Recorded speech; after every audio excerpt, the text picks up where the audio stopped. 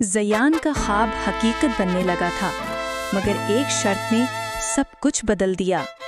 School کے notice board پر اب سب سے اہم کاغذ چپکا تھا: زیان رؤف selected for Lahore district youth fit ball team.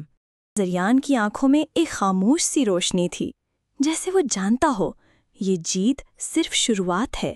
Coach نے سب لڑکوں کو میدان میں بلایا۔ اب تم لوگ لاہور شہر کی نمائندگی کرو گے۔